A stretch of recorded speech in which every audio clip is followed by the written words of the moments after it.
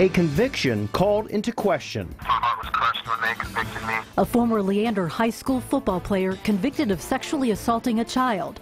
Now new evidence points to a different man.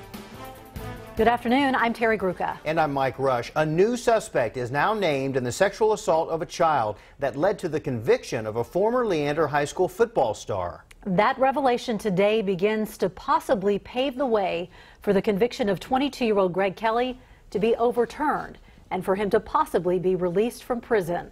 KVUE defender and Austin American-Statesman reporter Tony Plohetsky broke this story earlier today. He's here now with the very latest shocking developments. Absolutely stunning for a lot of people who have been watching this case over the past several years. Mike and Terry, the new suspect named in court documents unsealed this afternoon was Greg Kelly's friend and football teammate, Jonathan McCarty. Court documents prepared by Kelly's defense say McCarty told someone after a party after Kelly's conviction that he, in fact, was the one who molested the child, not Greg Kelly. The documents go on to reveal that McCarty also had pictures of naked children on his computer and his cell phone. And according to documents, witnesses will testify against him, saying that they had seen the pictures and were shocked. Meanwhile, the documents also reveal that Kelly was nowhere near the child at the time of the sexual assault and that his cell phone and other records will support that. You may recall that Kelly was staying at McCarty's house in Cedar Park because his own parents were ill. McCarty's mother ran an in-home daycare at the time. Now, coming up in 1 hour, these new records say one of the state's top sex offender experts examined Kelly and issued a very clear opinion. What she says tonight at 6. Mike? All right, Tony, looking forward to it. Thank you. So who is this alternative suspect, Jonathan McCarty? He is the son of the woman running the daycare where the assault happened. We checked into his background, and he has a history of crime in Williamson County. Here's a look at his rap sheet for this year alone. He was booked into Williamson County Jail every Friday of the year in January and February and most of March for crimes of possession of a controlled substance. And then again in April before he was booked today. Here's a look at how Greg Kelly's case unfolded. He was arrested in August 2013. Over the course of the next year, prosecutors offered him a plea deal that would have kept him out of jail, but he refused. Kelly went to trial in July 2014 and was convicted of super aggravated sexual assault of a 4-year-old boy.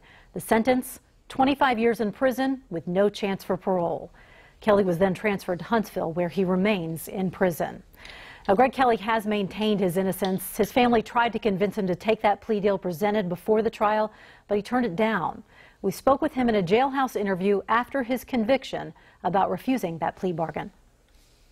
My family told me to really think about taking it. I said, no, I'm not going to do that. I'm going to abide by the principles that I've grown up with and my family taught me, and I'm not going to accept such a horrible crime when I didn't do it. You just have the wrong guy.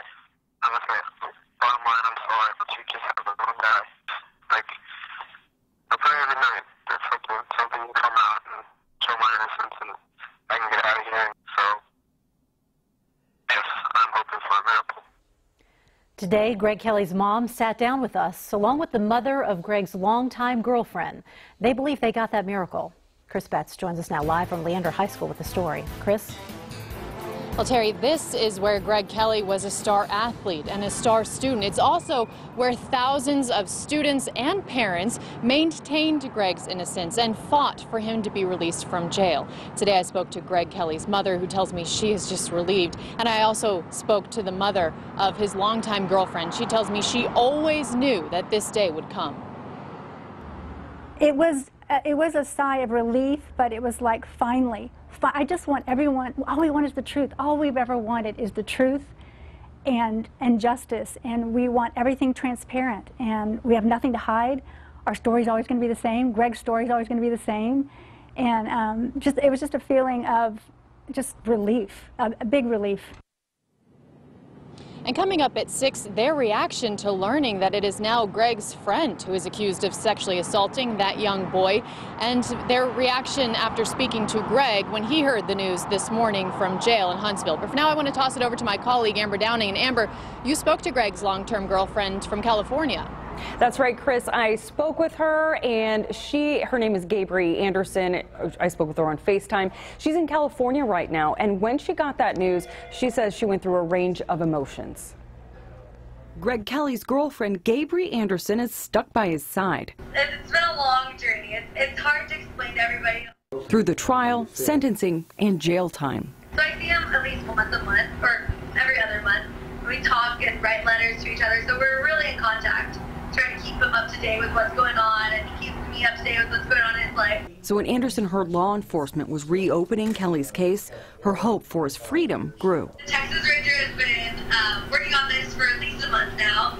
We didn't know if it was going to be a very quick process and right to the point, or it would take a while. There's still a lot they don't know, a lot of questions without answers. Heartbreaking that the person could even let him go through this for what he was accused of. I can't believe he let someone else take the blame for what he did. But what Anderson does know. I mean, I'm going to stick by him till the very end through everything. And I keep praying, keep fighting, and I really do believe that the truth is going to come out and justice will be served. Yeah, that picture taken while he's been in jail. She says she'll be back to Texas to visit Kelly in Huntsville next week. In the newsroom, Amber Downing, KVUE News. Amber, thank you. So what does this mean moving forward? A lot of people talking about the victim and the victim's family. We also talked about legal experts in Austin and what could happen in the future in this case. If he is found to be actually innocent under a legal standard put forth by the courts, he's entitled to compensation under the Innocence Act for $80,000 a year, I believe, for every year he was incarcerated. But what that requires is that they waive a lawsuit. There could be a lawsuit filed if he waives his remedies under the wrongful conviction statute. Now, Williamson County has seen its share of high-profile criminal cases come into question. The most notable, Michael Morton, who was exonerated in 2011 after sitting in jail for 25 years for the death of his wife, Kristen.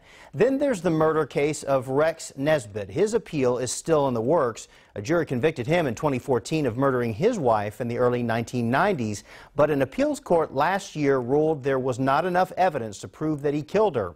And another murder case of Crispin Harmel, which ended in a mistrial. A judge ruled prosecutors withheld evidence from defense attorneys. District Attorney Sean Dick is now overseeing all of these cases. Our coverage of these developments does not stop here. We'll have more information throughout tonight, and follow us on our social media platforms for real-time updates.